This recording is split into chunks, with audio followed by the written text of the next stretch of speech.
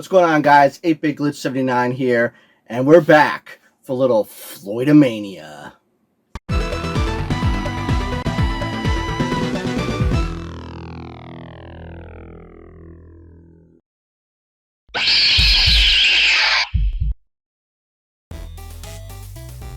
Alright guys, how's it going? I'm back. We're here with VGM for the month of Spooky October. Wonder if we got any spooky games this month.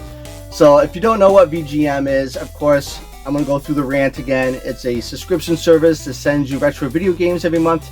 You get anything from the Intellivision all the way up to PS4 now and Xbox One.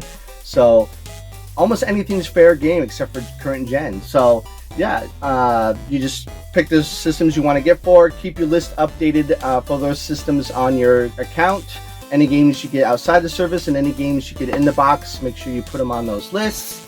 And yeah, you can get 3, 4, 5, 10 games a month depending on what your budget is and what you want to spend. And yeah, you get the games, get to keep them. It's not like GameFly, you don't have to send them back. You get to keep them. And they're retro.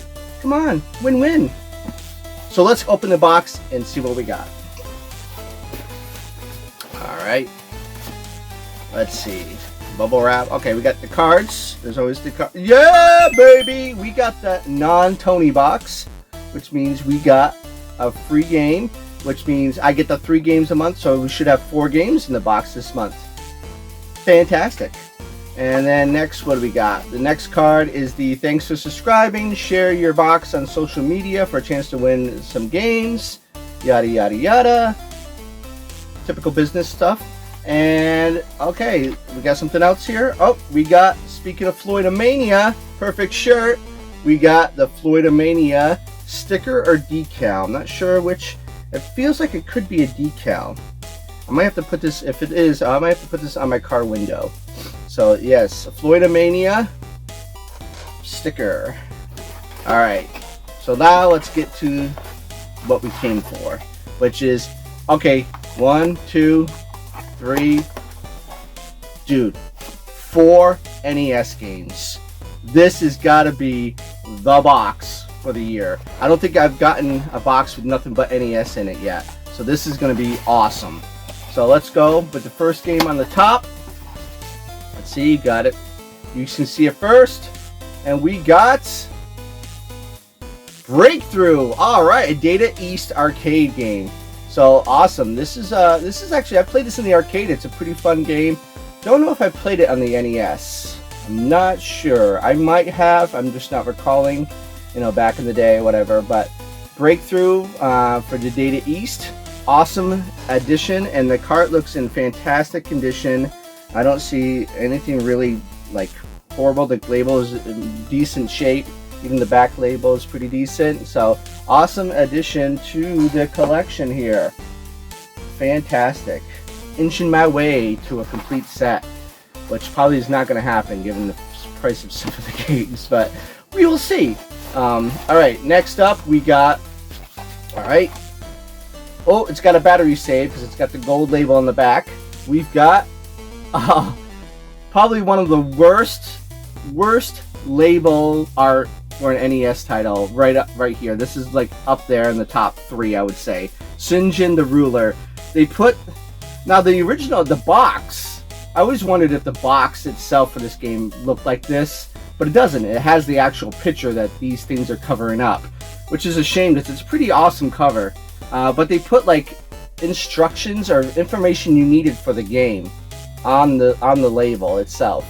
It's like, okay, if I got a top loader, alright, great, I can see the cart. But if you're using the original toaster, the thing's in the system. How am I supposed to read this while I'm playing the game? So I guess you're gonna have to put it on your notepad like back in the day, right? Of course, today we could just take a picture with our phone. But yeah, so Shingen the Ruler. Awesome addition to the collection. The game's pretty iconic, I think, mostly for the label, and not so much, I think, for the game itself. I believe it's a strategy, real-time strategy type game. Anyways, moving on. Let's see, we've got one more. Well, we got nothing but NES, but we got another NES here. Oh, there's an extra, like, sticker thing on the back. Interesting. But we got son of a Alright, I already have this game, but it's the Immortal. This is a excuse me. This is a fantastic game. To some people it's not. Actually, originally back in the day, didn't know they had one for the NES. I actually have the Genesis one, which obviously is a little bit better graphically and everything. So my memories are playing the Genesis one mostly. So I've never played the Immortal.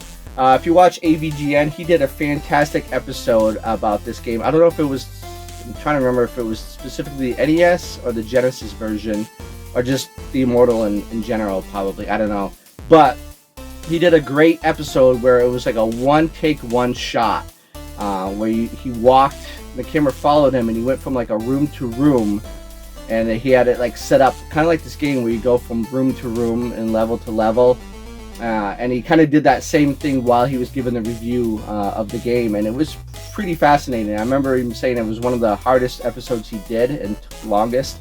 So definitely check that one out if you haven't. It was a great episode. And I'm digressing here.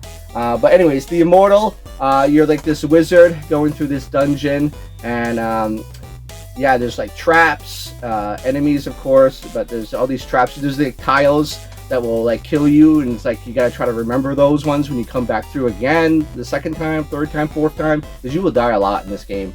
Oh, the back, as I mentioned, another sticker. What is this all about? There's a sticker that says sample. Like, what does that mean, sample? I'm guessing this was like maybe at a store and this was out back in the day to try it before you buy it. I don't know. Like, interesting. I don't think I'm going to take that off on this copy. Although I already own this, so if this one's in better shape other than that sample, I might keep this one, sell the other, trade the other. I don't know. But that's a very interesting thing. So Immortal, it's still a cool game to get in the box, I would say. And next up, we got, of course, the final NES. The box is empty other than bubble wrap. And we got, boom! Alright, we got Battle Tank. Gary Kitchen's Battle Tank, to be exact. I'm assuming it's a tank game. I wonder what gave it away.